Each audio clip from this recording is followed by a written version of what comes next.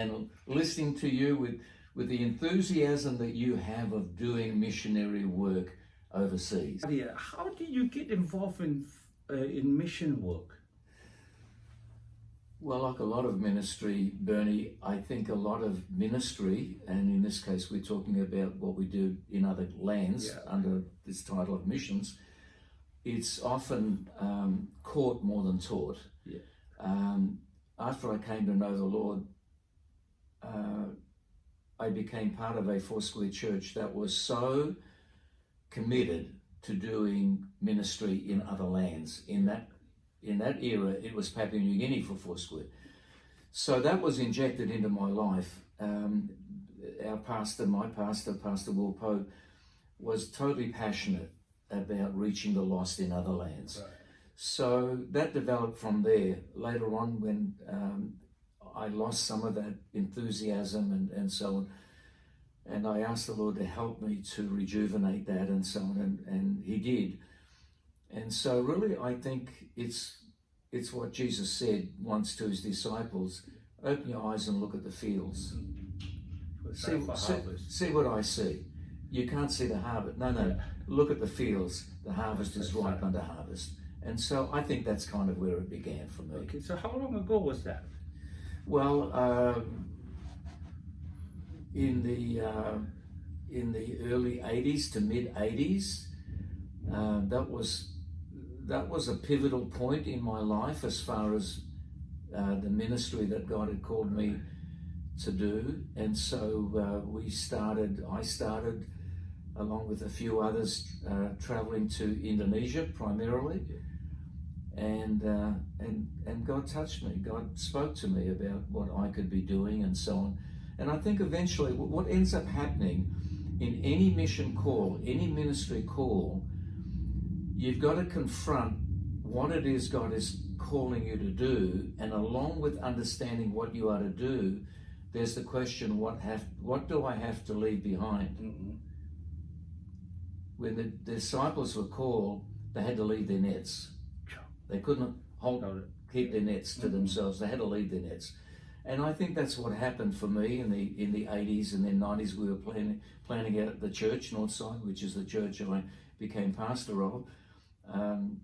And so I think it was really a work of God in my heart. It was not what I had somehow in a clever way brought into being. Yeah. It really was me just having an open heart, saying, Lord, I know I've lost something, but I need to find something again. And that was to do with what I could do in other places. I wanted to see what the Lord could see. Terrific.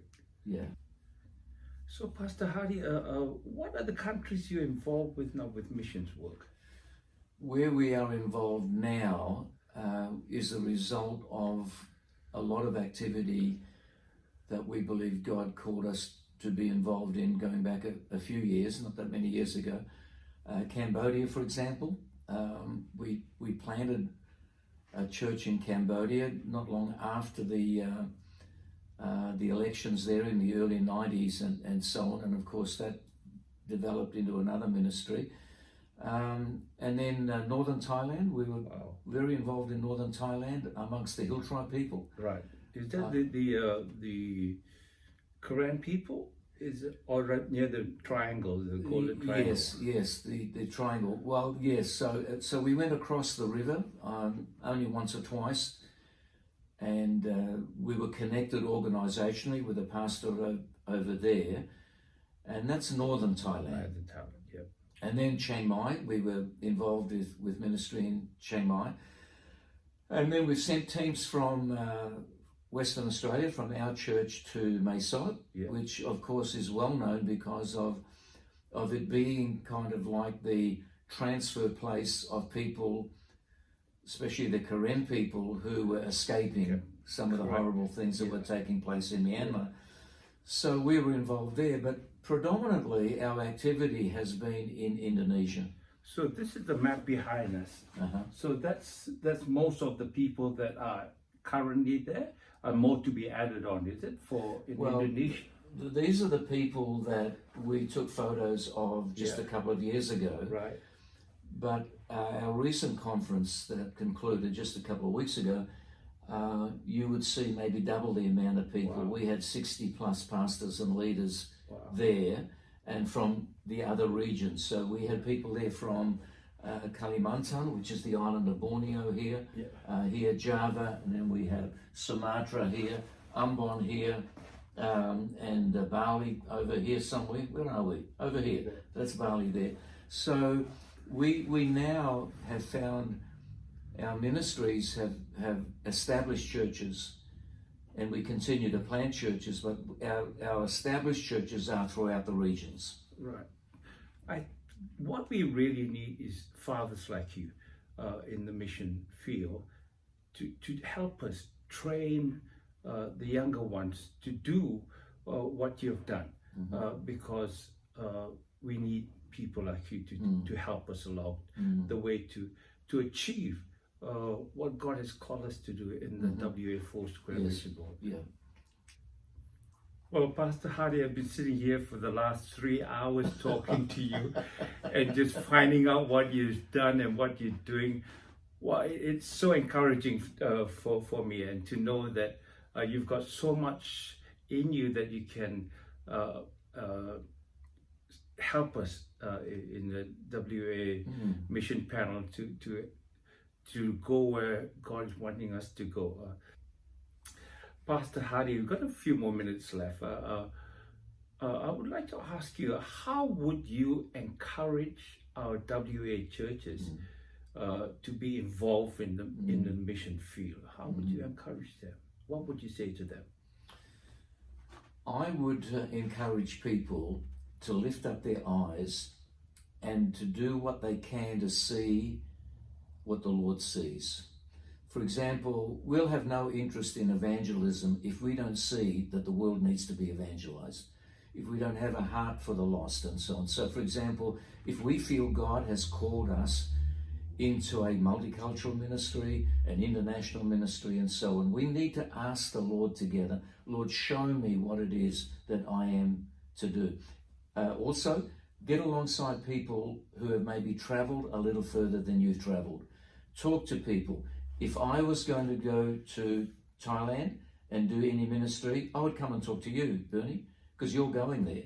Yeah. You've seen. Yeah. You know what's going on there. You understand something about the people and so on.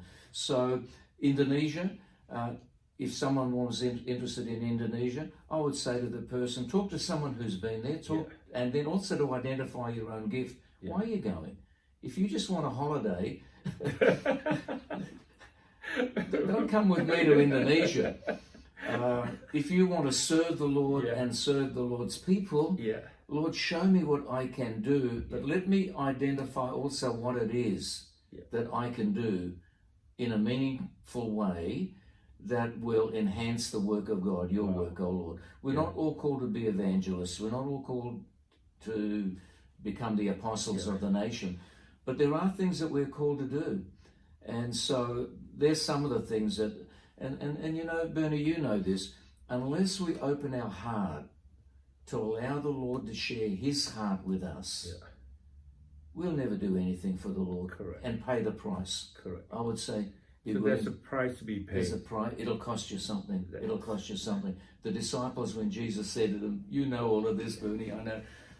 He said, come follow me and I'll make you fishers of men. And immediately they dropped their nets. I wonder what those nets were worth.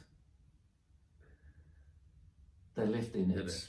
Who took them? Who took those nets? But they were no longer the properties of those disciples. And I think that if you want to answer the call of God for any ministry, you've got to ask yourself, what's it going to cost me?